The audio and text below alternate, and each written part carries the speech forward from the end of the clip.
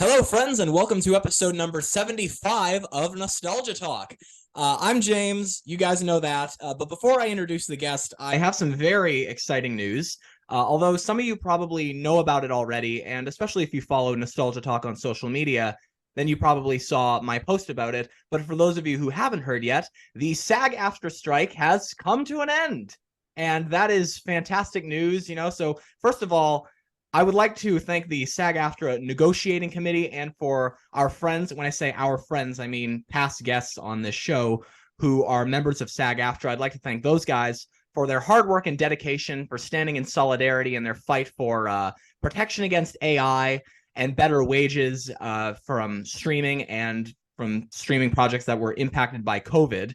So hopefully everyone's at least happy with what's going to happen. I realize that that's not always going to be the case for some people, but not really much you can do about that. But we can all just hope for the best. And as I've said before, there are a couple of Nostalgia Talk episodes that are on hold as a result of the strike. A few of those that have yet to be announced.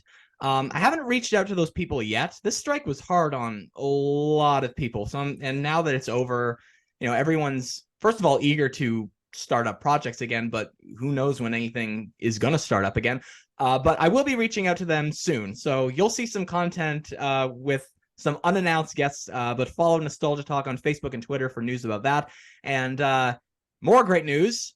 My guest this time is Amy Mebberson. Welcome. Hello.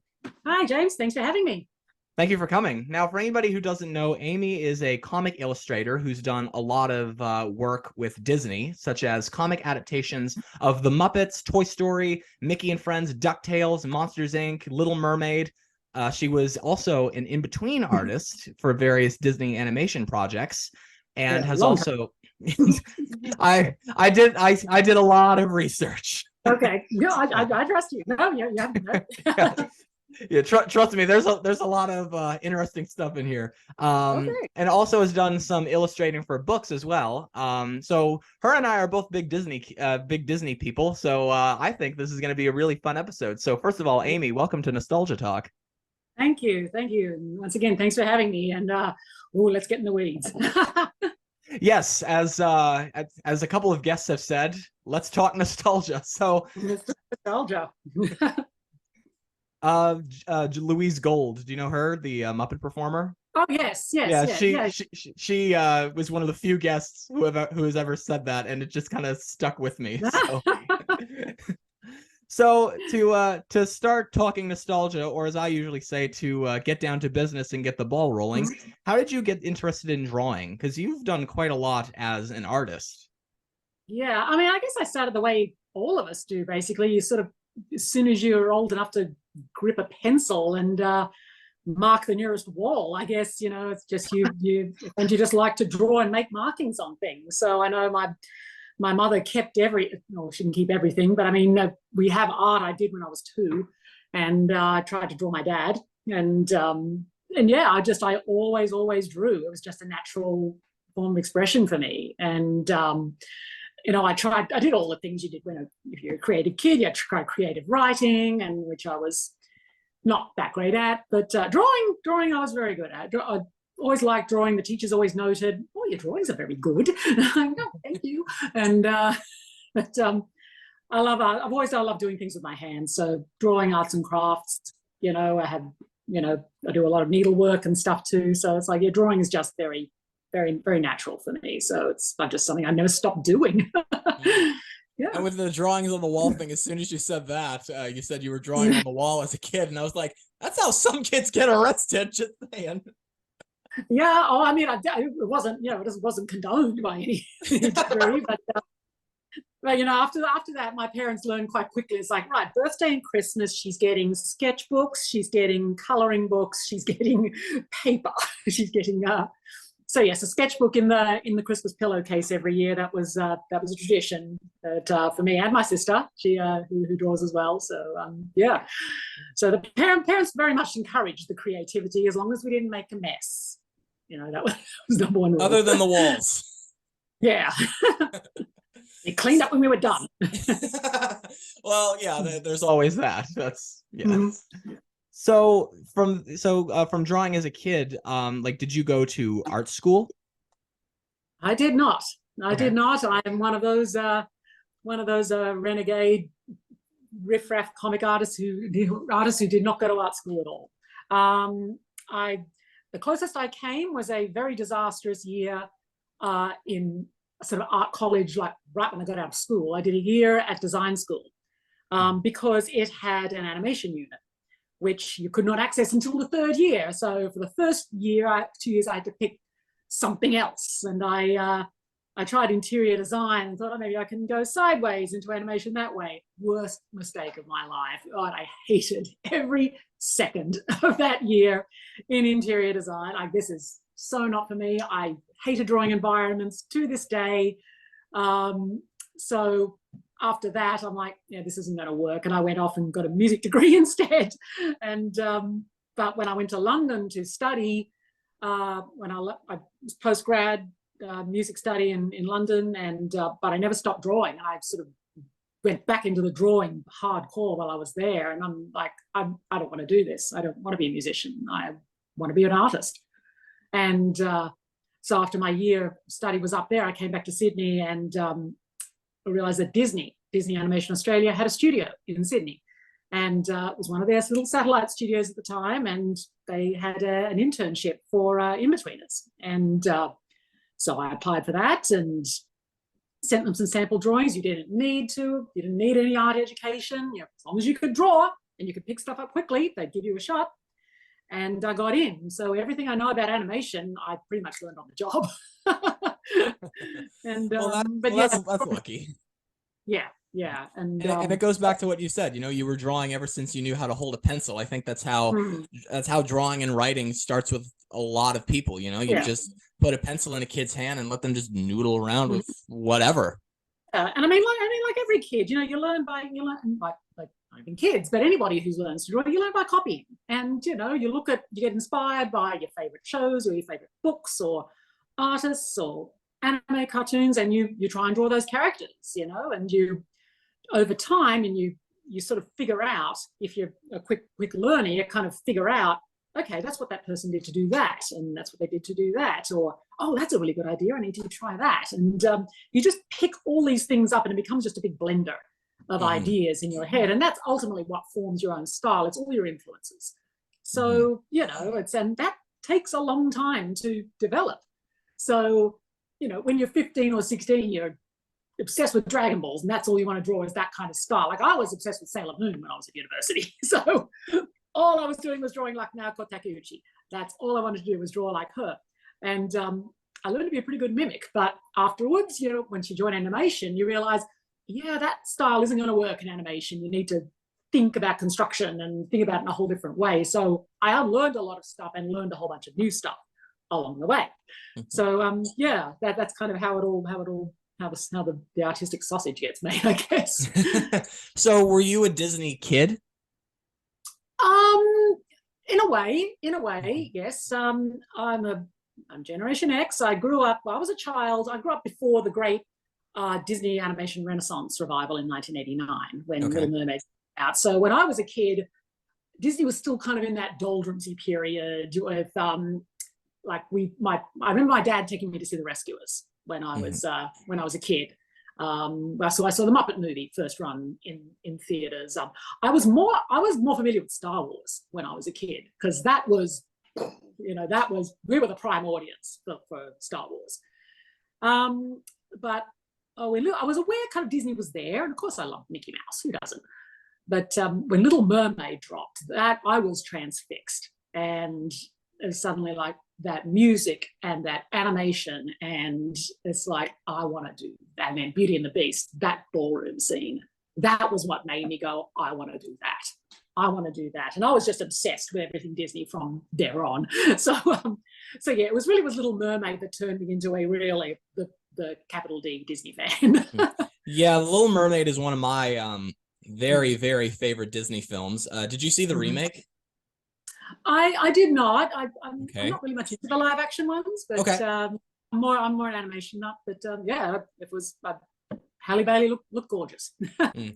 Well, I knew I was going to it the moment it was announced because like I Mm. wasn't even born when the original Little Mermaid came out. I do remember watching it as a child. Like it was one of the first movies I ever actually watched on a screen, and Yeah. like this is like 24. I'm 24 years old. This is like close to 25 years ago. And when I went to the new one, I went with my grandparents. I didn't really think it would be my grandfather's type of film. Like I said to him, "You go with me. I'm going to be a mess." And he's like, "Why? Does the mermaid die?" I'm like, "No, it has a great story." And he's like, "Well, why are you going to be a mess?" I'm like, "Because it has a great story." I mean, grow up in the era I grew up in, and it'll make a lot of sense. And he looks at me in the theater, Yeah. and he's like, "All right, I got one rule here, pal. No crying." I'm like, "You didn't come prepared, did you? You didn't watch the original." Oh. Yeah. No, Oh yes. No, it's, it was what I noticed about it was that they even copied some of the original shots. Like for example, in I mean, Under they the tend to do Sea. that in Yeah. general. Yeah, they tend Yeah. to do that in general with the new ones. I've noticed, especially with Beauty and the Beast, which I watched on a flight, and I'm just like, this is shot for shot. This is exactly the same. It's even Yeah. most of the dialogue is exactly the same too, which is again is perhaps why it doesn't really engage me. Those don't engage me as much. I did I see can Jungle Book. I understand thought that. the new Jungle Book I thought was kind of neat. At Hmm. least they kind of tried to do something different with it. But I mean, I'm as far as like the princesses go, I'm very much attached to my animated girls. They're my core. They're my girls, you know. So I'm not probably as open to other interpretations of them. Like I've never watched Once Upon a Time. You know, it's just I'm also just not much of a live action person. I'm like cartoons. Where's the cartoons?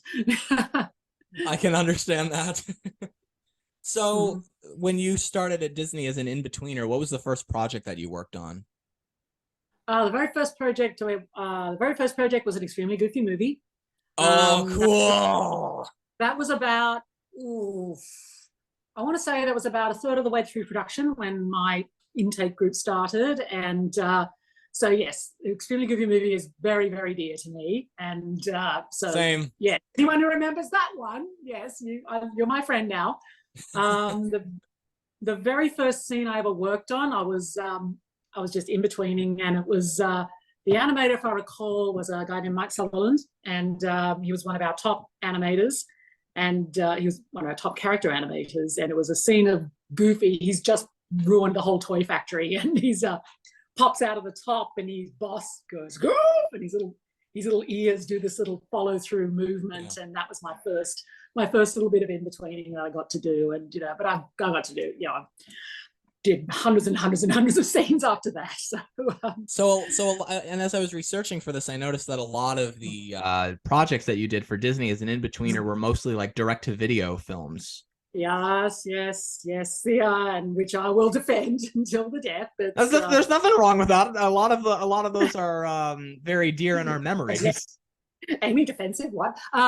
Yeah, it's at the time, and in the immediate years afterwards, those sequels got a lot of flack because people they were just they were just kind of second string rubbish, even though you know we us in the Sydney studio, those things had a decent budget, and you know we put our absolute hearts and souls into those things, and we had some amazing animators on staff, and you know one of our guys now directs Bob's Burgers, another one of our guys, Ryan, is aboard and writing on Blue Eye Samurai.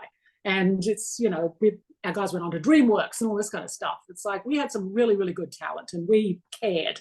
We cared very much. We didn't control the story. The scripts all came from LA, that our job was just to make it look as good as we possibly could. And we did. So, yeah, I'm really proud of a lot of what we did. So, As you should be, like an extremely goofy movie. That was a huge part of my childhood. Same with the original Goofy movie. Actually, I went to D23 a few years ago. And you were there for that show? The Goofy movie thing? Yeah, I actually saw you at a booth, but I had an event to go to. That's right. Yes. My father James and we had our booth, but yeah, unfortunately, I could not get to that panel. But I had friends who did, and I saw the video afterwards, and it was like, oh, it was amazing. We could have seen Powerline. Oh, well, it's funny if you actually look at the YouTube video of the full panel. There's a moment where Jason Marsden, Max, is going around handing out Cheese Whiz to everybody, imitating the scene with Bobby. And he's coming close to my row, and you can actually see me standing up trying to get it. I was watching the full video. I'm like, that's me. Yeah, I mean that, and they also did that because when Tevin Campbell's singing Eye to Eye, they did that video montage of just all these Disney characters dancing, and I kind of wish they just released that as a video by itself, because someone put a lot of work in. Yeah. Because there was one bit where there's a little snippet of Goofy and Sylvia dancing, doing the disco dance, and the roar that went up in that crowd just warmed the little cockles of my heart. It was like, oh, people remembered Goofy, Extremely Goofy movie too. So yes, epic night. That was well, now that I think about it, isn't it sad that we had to meet this way instead of at a convention?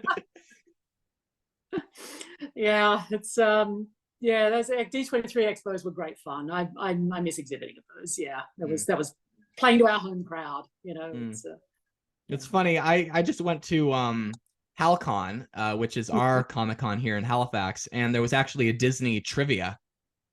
Oh yeah. And there was even a Goofy movie question. I think it was Goofy is the only one of the Mickey and Friends characters who is a father. Name his son. Right off the bat, I just wrote Max. Yeah, it gives a hard one. Well, one person was like, huh? I didn't know Goofy had a son. The funniest was, what are the names of all three Cabarellos? And I wrote down Panchito, Jose, Donald. And then I heard a lot of, what the hell is a Caballero? One person wrote, screw this, I don't know the answer. I'm like, you are not a Disney kid. Oof. No, it's like some friends and I went to Disney trivia one night at a brew pub up in Anaheim here, and I'm like, yeah, you're in with the Disney crowd here. This is the big guns. I once did a live trivia on Nostalgia Talk's social media. It was Disney themed. Yeah. Oh yeah. No, it's like when you're surrounded by other Disney fans, you're like, well, I don't know anything. Animation related, I do pretty well, but if it's parks related, I'm like, no, I don't know Epcot that well. Sorry. Have you ever been to the Disney parks? I'm at Disneyland all the time. Okay. Yeah, I was just there on Friday for the start of Festival of the Holidays. So I was there watching, the Three Caballeros doing Viva Navidad, because it's our favorite parade in the whole world. And I've only been to Disney World twice, because that's a long way away. So how did you get started into illustrating for Disney comics? As usual, it's kind of for sort of serendipity and sort of meeting the people who can give you the opportunity in different areas. In this case, it was my first comic gig was at Tokyo Pop, churning out English language manga, which they did for a long time there, and got to know some of the editors there.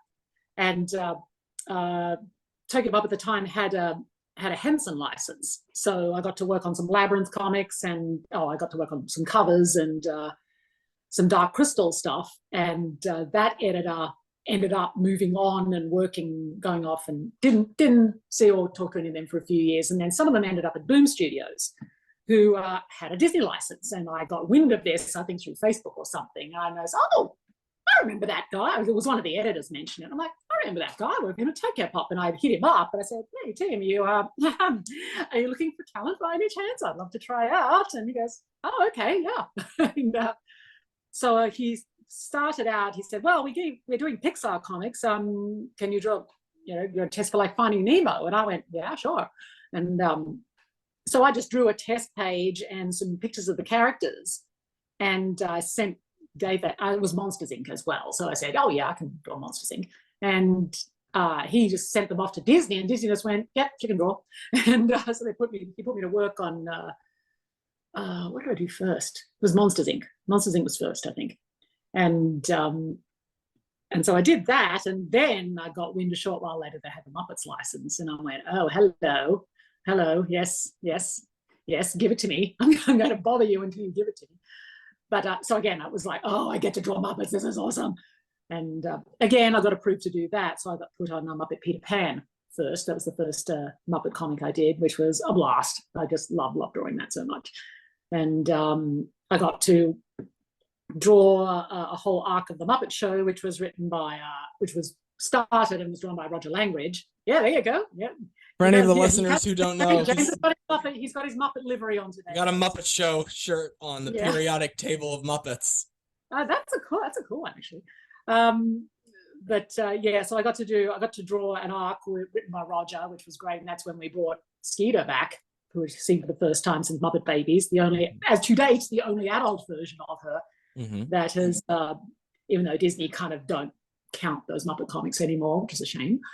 But yeah, no, I got to, myself. That's where I met, my partner James Silvani, and he was drawing Darkwing Duck, and we all just became kind of work buddies all together, and we hung out at cons and drew a lot of sketch covers, and so after a while I became one of Boom's like go-to people. It's like, right, I need a cover like now, and so I got to draw Mickey and Minnie covers and all sorts of stuff. So yeah, we had a lot of fun there, and yeah, so after that, I would sort of start following around with whoever had the Disney Comics license. So yeah, it's interesting talking.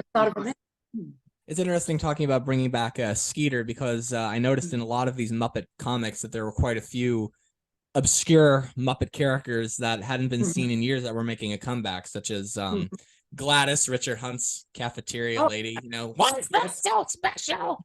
Or Louis Kazager from Muppet Sports. Like, I saw a couple of those characters. So do you often get say again? Yeah, Randy and Andy. Andy and Ray. I saw them in Muppets Haunted Mansion. Did you see that one? Oh, that's right. Yes, they were in Muppet Haunted Mansion. Yeah. How does that happen with a lot of these obscure characters? Like, it's obviously people remember like Kermit, Piggy, Fozzie, Gonzo, Scooter.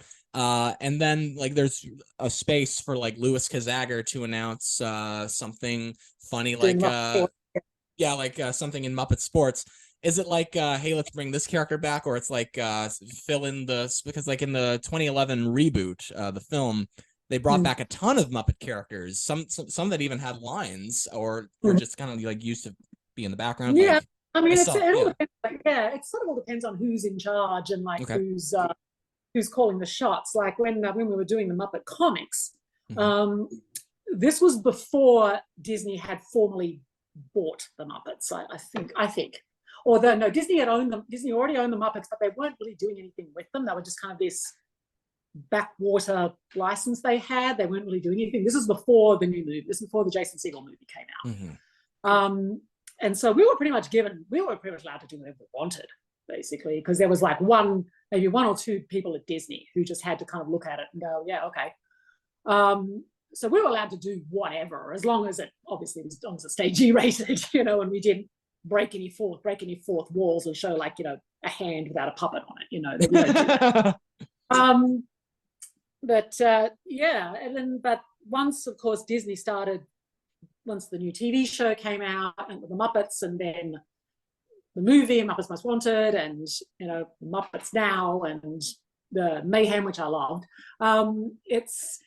Disney, because it's now a brand, capital B brand, Disney are a lot more controlling, and they have a lot more restrictions on what you can do. Like when I was doing, I illustrated a bunch of Muppet storybooks for Little Brown and Co. as well, and that was after the movie came out. So suddenly I started getting more notes. Like they were saying, oh, fix Beaker's head, or fix Bonson's head, his eyes should look like this. And I was getting more model notes, which were, to me, little nitpicky things, but that's a definite sign that the licensor is becoming more particular about their brand, more protective about their brand.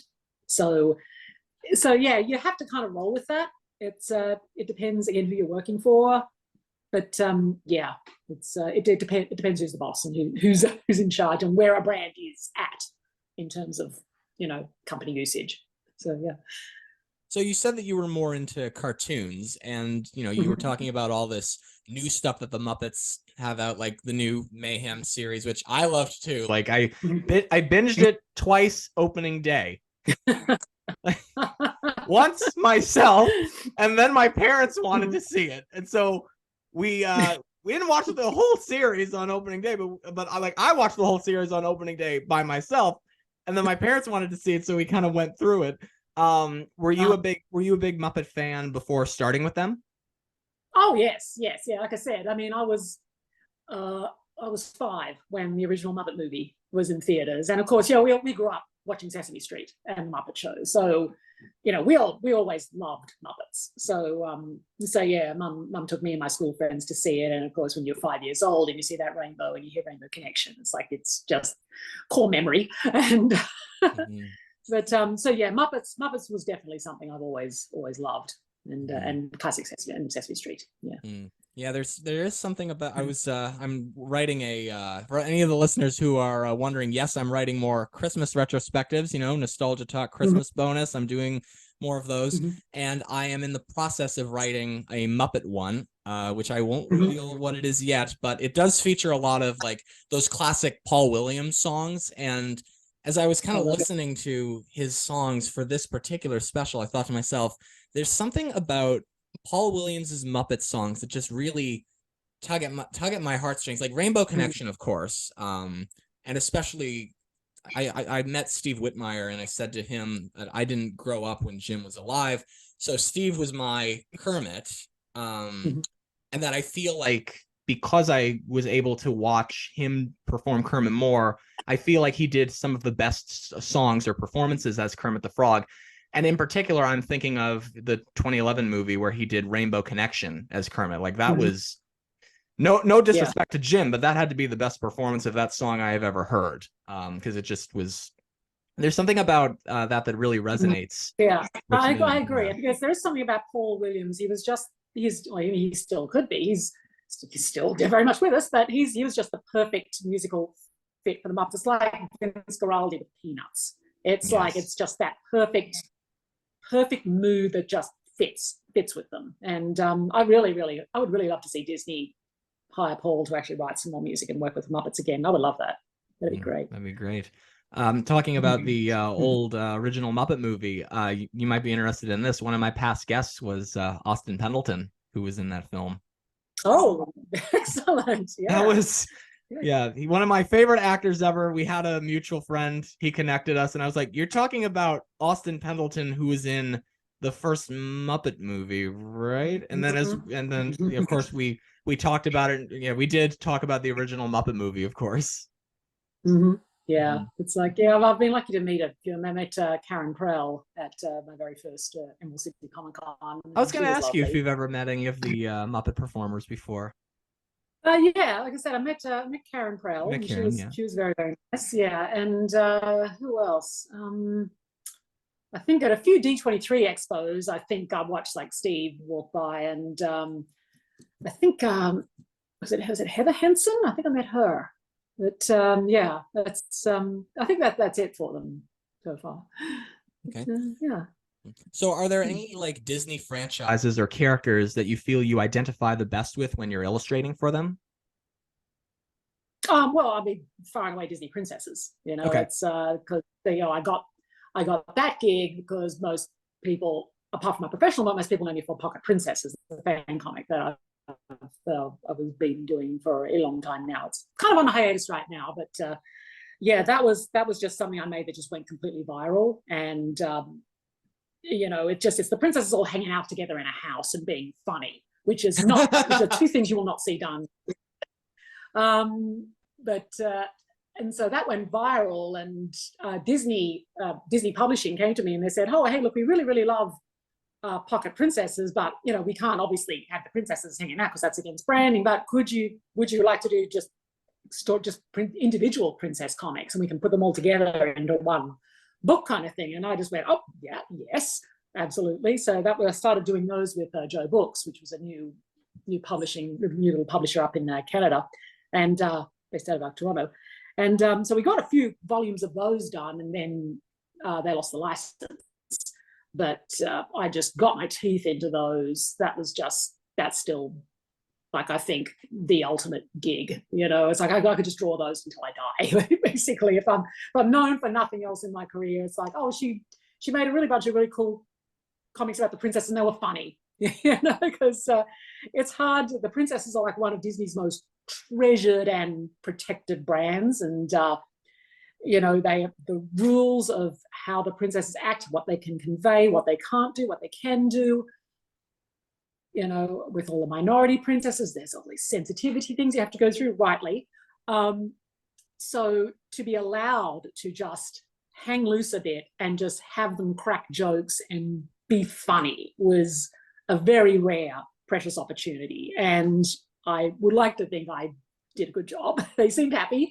Because in fact, I think the comics I've worked on, a friend in Australia just told me Scholastic Australia is releasing those books in Target Australia. So any Australian viewers listening, check your local Targets, because you might find my Princess comics there.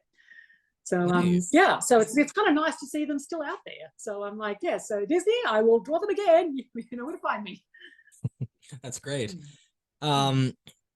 So how different is it from going through from animator to illustrator for comics to illustrator for books? Like, what are some of the big differences for you in all of those?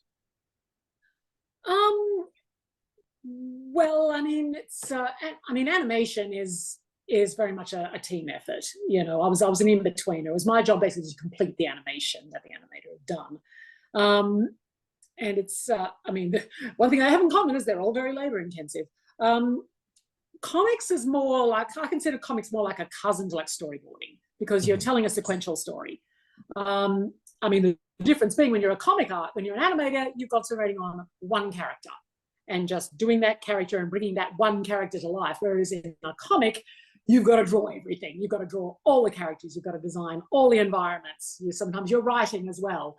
So it's a much bigger burden of labor because you've got to create the whole world when you're doing comics. And but I mean, you've got your own set of restrictions. You've got to fit a certain number of pages. You've got to plot your action much more carefully because you've only got a limited space to work in.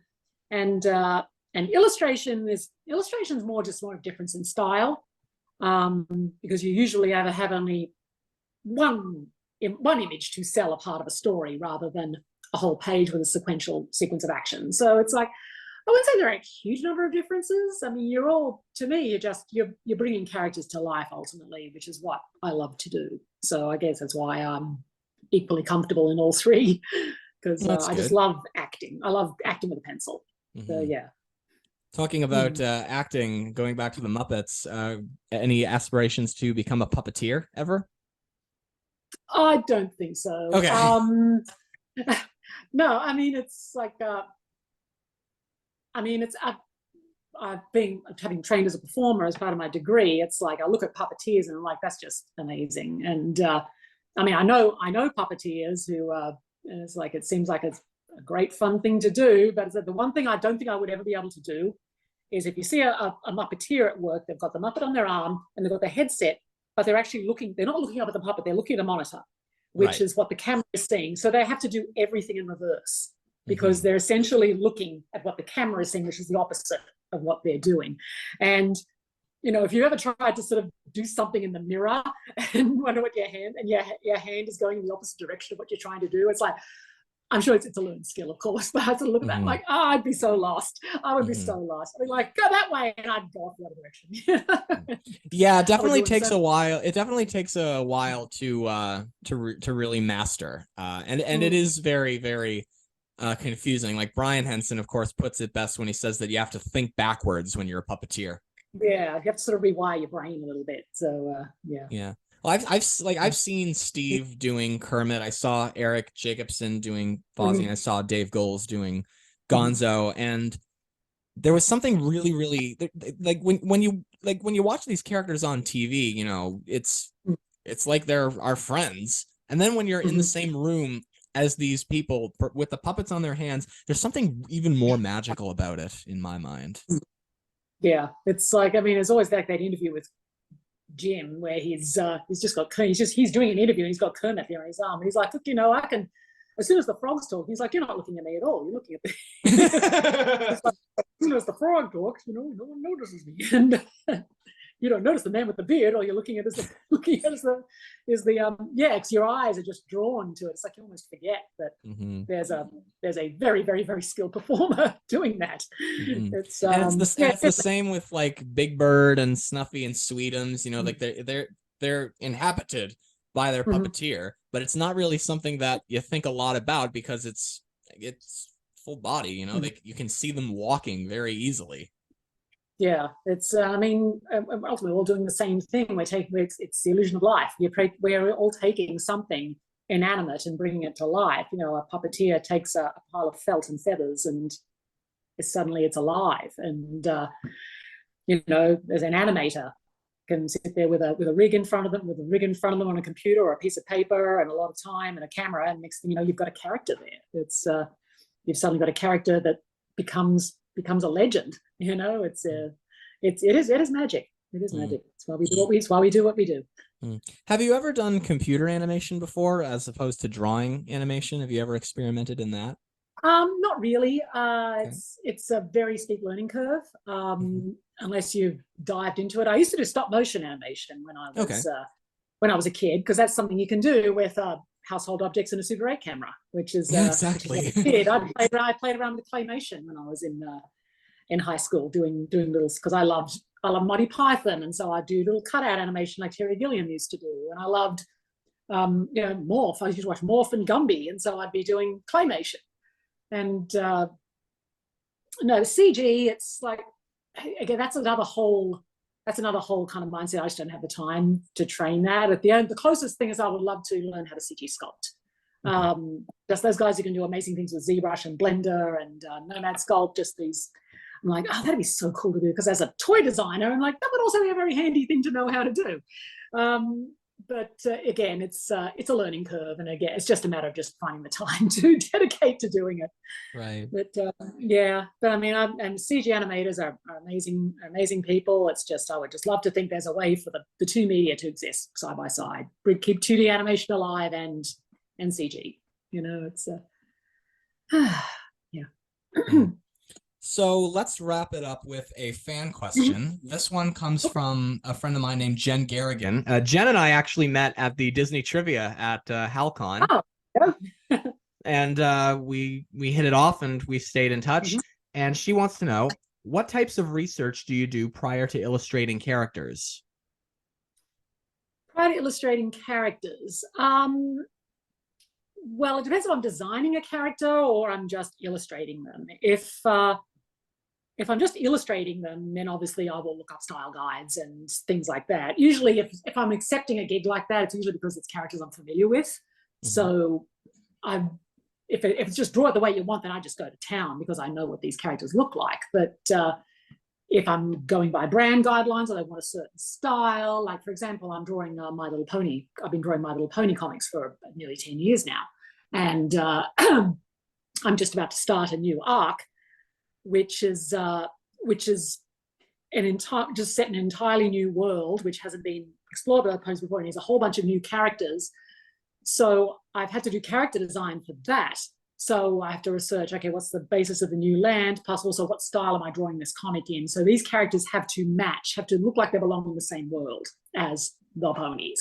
So I do a little bit of research, sort of build Pinterest boards, things like that. And in this case, the writers are also helping me. They're helping me by sending me reference for what they've got in mind. And but as far as Disney characters go, usually I don't have to do a lot of research, just because I'm too much of a nerd already for Disney stuff. Well, it's more environmental research. It's like, for example, okay, backgrounds. All right, what does the city of Corona look like? And I'm to watch Tangled again and get ideas that way. So yeah, it's that kind of makes me wonder about research for the Muppet characters, because they're puppets, and of course, like, I've heard Steve Whitmire and David Rudman and Matt Vogel talk about it. Like, Steve took over a lot of Jim's characters from watching Jim work. David took on Richard Hunt's characters because he watched Richard work.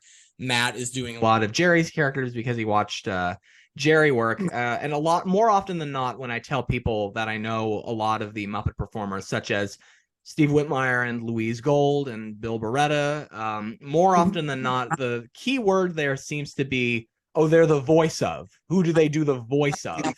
And it's really interesting to think about that, because, I mean, the voice is, of course, the thing that we think about when we watch them, but we don't think about the action underneath. And Fran, do you know who Fran Brill is? Yes. Okay, yes. so yeah, Prairie Dawn and Zoe, yeah. She puts it best when she says that when they're recasting Muppets, they don't want you to do an impression. No.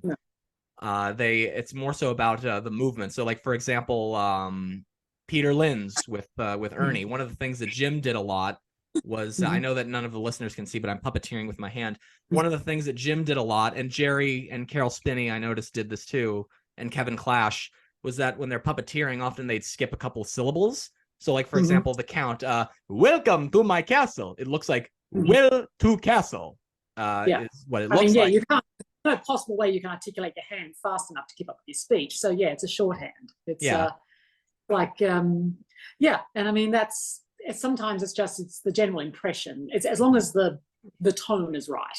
It's like I've got friends who've tried out, I've got friends who are voice actors who have doubled for Disney characters and so on. And sometimes like, no, we don't want you to sound exactly like the original actor. It's really hard to sound exactly like them too. Yeah, it's like because what's more important is the intonation and are you getting the personality of the character, and so sometimes it kind of grates. Sometimes you go, ooh, voice isn't quite right. And I mean, honestly, I've been a little bit guilty of that when it comes to the Muppets. Sometimes like, oh, that's what I was going to ask you. Like if the movement of the puppets, that's what I was going to ask you. If like the movement of the puppets and like, for example, Kermit scrunching his mouth or Fozzie gesturing with his hands, like, is that like the movements of the Muppets? Is that something that you study when you're drawing for the Muppets? Yes, definitely, absolutely, yeah. It's like when I was drawing the Muppet comics, it's like, well, Kermit's got to do the face squish, It's of like, course. That's such a quintessential part of the way Fozzie will just go and just do that straight arm point that he does when he's like and it's you pay attention to the mannerisms of the Muppeteers, absolutely, yeah, because it's like the way we got over the right time when Gonzo will dilate his eyes, or something like that, or Piggy will do a little frustrated nose squish or something like that. It's you absolutely, as Muppet artists, yes, I definitely pay attention. I was a lot more strict on myself than a lot of Muppet artists who were working on the comics. Like I would rigidly stick to the physical range of the puppets. Like puppets did not blink if they didn't have blink eyes. They wouldn't shift their eyes wouldn't shift direction unless they were Sam the Eagle. Like it's like Piggy would never blink. Piggy would never look off to the side. You would turn their head or turn their body if that was the case. But so I was always very conscious of which of the mechanisms that were in each individual puppet as well. So but nowadays nobody really cares about that now. Exactly. Muppet illustrations, you got Piggy with her eyes closed and all this kind of stuff. Like, it looks weird. It's just me. Very interesting. Well, that's all I've got on here. Is there anything you want to say to wrap up? I mean, not really. I mean, we covered a lot, didn't we? I'd say so, as a matter of fact. Yeah. Yeah. No, I mean, this was great fun. This was great fun. Thank you for having me on. Well, thank you for coming. And for all you listeners out there, there's lots of Nostalgia Talk stuff on the way. You already know about Jamie Shannon, the Canadian puppeteer who did Nanaland and Mr. Meaty. And there's a couple of more retrospectives and other guests coming.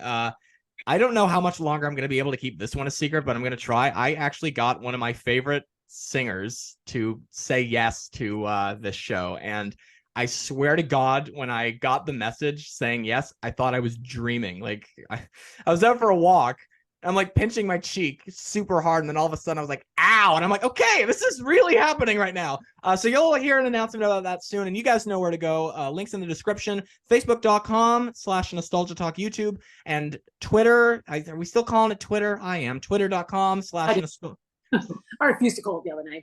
Yeah, same. It just sounds so wrong. But yeah, all links to Nostalgia Talk social media will be in the description. And there's a lot of stuff coming soon. Peace out.